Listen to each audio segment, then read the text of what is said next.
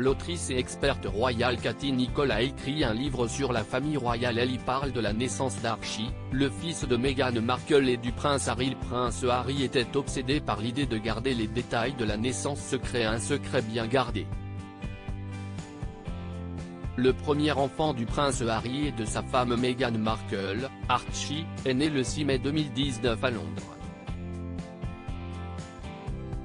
Seulement, comme cela a été le cas à plusieurs reprises depuis la naissance du petit Archie, le couple qui fait tant parler de lui avait déjà, ce jour-là, dévié du protocole et fait parler de lui.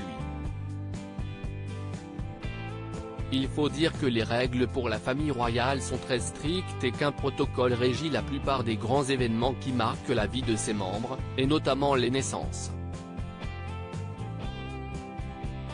Lorsque le petit Archie Harrison Mountbatten Windsor est venu au monde, une fois n'est pas coutume, le prince Harry a cependant voulu faire les choses à sa façon. L'autrice Katy Nicholl, qui a écrit un livre sur la famille royale, en a dit un peu plus à ce sujet dans The New Royals, Queen Elizabeth Legacy and the Future of the Crown. Selon elle, une source a décrit Harry comme étant obsédé de manière presque morbide à l'idée de garder la naissance d'Archie aussi secrète que possible. C'est ce besoin viscéral de protéger la vie privée de son fils et de sa femme qui a poussé le duc de Sussex à ne pas respecter ce qui était, jusqu'à présent, considéré comme un accord tacite entre la famille royale et le public, la présentation du nouveau-né au peuple britannique. Rebecca English, éditrice en charge de la rubrique sur la famille royale pour le Daily Mail, a de son côté expliqué que dans les coulisses, la situation était si tendue que plus d'un employé officiel, comme je le sais de ma propre expérience, a craqué et a fini par pleurer de frustration et de désespoir.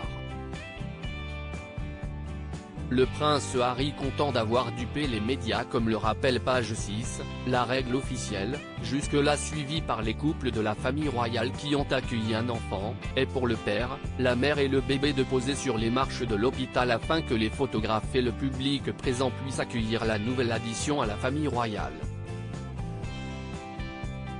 C'est aussi à ce moment-là que les parents peuvent répondre à quelques questions de journalistes présents, avant de pouvoir enfin rejoindre leur foyer avec leur nouveau-né.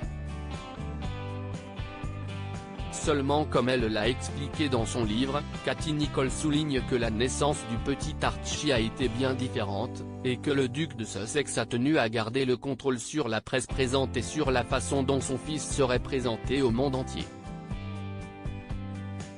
Harry a toujours aimé être plus malin que les médias, souligne l'autrice du livre sur la famille royale. Katy Nicholl explique ainsi que, selon elle, Harry et Meghan étaient ravis d'avoir assisté à la naissance de leur fils à l'hôpital privé de Londres avant même que le palais de Buckingham ne fasse un communiqué officiel annonçant que la duchesse avait commencé le travail. Au lieu d'aller à la rencontre des journalistes et du public à la sortie de l'hôpital le jour de la naissance de leur premier enfant, Harry et Meghan ont donc organisé ce qu'on peut difficilement appeler une conférence de presse 2 jours plus tard, avec seulement un journaliste autorisé à poser quelques questions ayant déjà été approuvé par le duc et la duchesse de Sussex. Selon Katy Nicholl, le fait que l'accès au jeune Archie ait été restreint à un journaliste et un photographe a démontré le fossé grandissant entre les attentes du public par rapport à Harry et ce que le duc se sentait obligé de donner. L'autrice souligne que pour elle, cette naissance et la façon dont elle a été rendue publique a porté préjudice au rapport entre la couronne et la presse ainsi que le public. Le prince Harry et Meghan Markle ont pris la décision de rapidement protéger leurs enfants et leur vie privée de la presse, particulièrement avide de détails sur la famille royale. C'est une des raisons pour lesquelles le couple a décidé de déménager pour aller s'installer à Montecito, en Californie. Si ces choix de vie ont marqué une véritable rupture au sein de la famille royale et de la façon dont l'avenir peut être envisagé pour ses membres, il ne reste que le lien perdure dans les moments les plus importants, comme cela s'est vu lors de la mort de la reine Elisabeth II. Les obsèques de la monarque ont en effet été l'occasion pour le prince Harry et le prince William de mettre leurs différends de côté et de rendre hommage à leur grand-mère.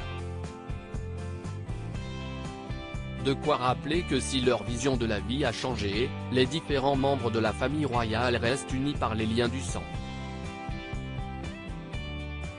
À propos de l'auteur Marine, ce dernier article.